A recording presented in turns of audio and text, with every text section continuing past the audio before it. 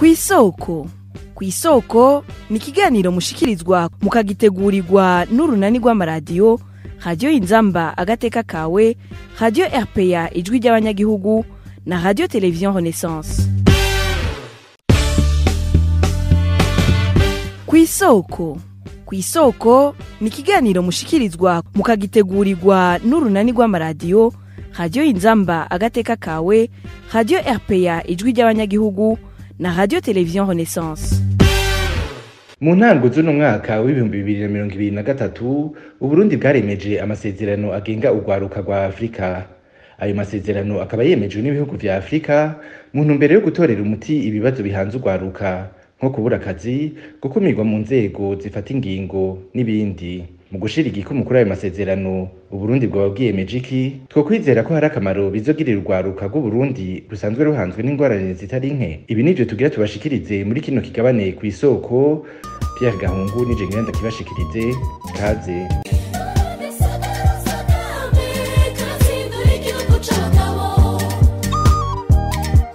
Kwigenekerezo rya 9 kuno kwezi turimwo niho umukuru w'igihugu Evariste Ndayishimiye yashira umukono ku nteguro y'itegeko ryinjiza Burundi mu mugwi w'ibihugu vyashize igikumu ku masezerano agenga urwaruka rwo muri Afrika. Mugenzi wacu wo kuri Radio Inzamba agateka kawe Signorine Nijimbere aradushira ku mayange ibiri muri ayo masezerano. Amasezerano ashiraho amategeko agenga urwaruka muri Afrika yemejwe mu nama mpuzamakungu yabereye Banjul mu gihugu ca Gambia kwigenekezo rya kabiri ukwezi kw'indwi umwaka wa 2006. N'amategeko akingira urwaruka ku bintu vyose vyoza bishaka kurukumira. Amategeko aruha uburenganzira bwo kwishira rukizana haba mu vyiyumviro, mu kuja mu mashira hamwe, tutibagiye gushirwa mu bikorwa vy'iterambere ry'igihugu nk'abandi bose.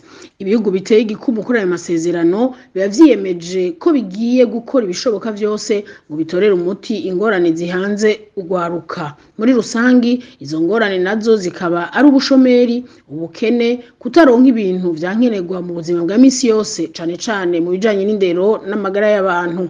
Iyindi ngorane ikomeye ibihugu bikwiye kwirinda ngo ni ugutwara urwaruka mu ntambara no mu gukora mabi atandukanye. Ibihugu bisabwa gushiraho amapolitike n'imigambi ijanye n'ivyo urwaruka ruba rukeneye, nko kubijanye no kuronsa akazi urwaruka ngo hoshigwaho ibisata vyo kwigisha bifise kazoza keza vyotuma akazi kaboneka bitagoranye. Gukingira agateka k'urwaruka ngo bisigura kandi ko urwaruka rubwirizwa gufatwa nk'izindi nzego zose ziharanira iterambere ry'igihugu.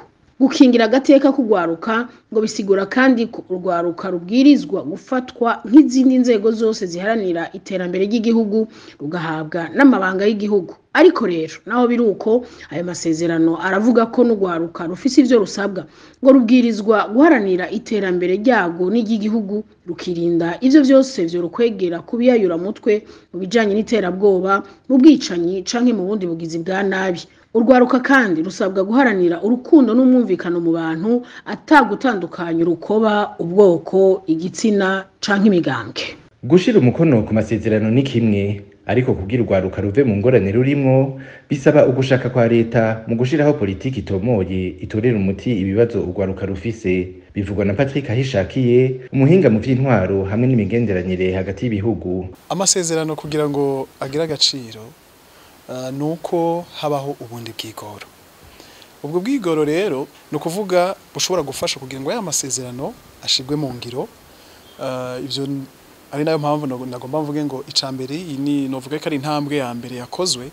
Umuntu ashobora kuba yoshimira leta kuri aka kigoro, ariko nibaza yuko igikenewe cane n'ubwigoro bujanye na politike, ugushaka kwa politike kwa leta ko gushiraho ama programme canke izindi nzira zo kugira ngo urwaruka rushobore kuvyaza inyungu aya masezerano yasinye. Aha novuga nko gushiraho mu bintu bijanye no mu mibano, kumenya uko bashobora gukurikirana urwaruka, mu bintu bijanye n'ubutunzi bakamenya uko bashobora gukurikirana urwaruka, ndetse no mu vya politike, kuko muri politike akenshi usanga urwaruka rufatwa nkaho rutagira ijambo, rudafise inguvu zo kugira ngo rushugaragaza ico rushoboye muri politike. Aho je novuga rero yuko ahanini igice ca leta kikiri kinini kugira ngo amasezerano ashobore gushirwa mu bikorwa. Hama ikindi novuga uravye nko muri aka karere turimo turiko turishira hamwe mu karere ka EAC mu karere k'ubuseruko ugwaruka hazogera igihe ruja hamwe kugira ngo bashobore guhiganwa harakwiye kubaho politike ya leta yo guhiganishwa ugwaruka kugira ngo ugwaruka rwacu nigwagira muri ico gihe cyo kuja hamwe canke amategeko bakayashira hamwe rushobore guhagarara nk'ugwaruka rw'u Burundi ruserukira igihugu. Hari byinshi rero byo gukorwa naho amasezerano yashoboye gusinywa. Aha rero nkahamagarira leta yuko ikwiye guhaguruka igashiramo inguvu mu gushiraho ubundi bwigoro kugira ngo ubwo gwaruka rushobore kugera kuri ayo masezerano rushobore kuryoherwa n'ayo masezerano yasinywe. Patrick Ayishakiye yari kuri mikro ya Emile Nibasumba wo kuri radio RPA.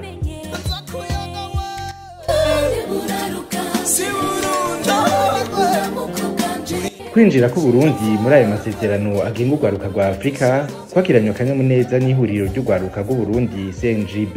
Thierry Ingabire arirongoye yabwiye bagenzi bacu bo mu kinyamakuru Iwacu ko kwinjira muri ayo masezerano kuje kubaha inyishu z'ibibazo urwaruka rw'u Burundi rwahorana. Aha akaba ari naho ikiganiro ku isoko cuno munsi kigarukiye. Pierre Gahungu nariko ndakibashikiriza nkaba ndabikebanuye naho ubutaha. Cari ikiganiro ku isoko.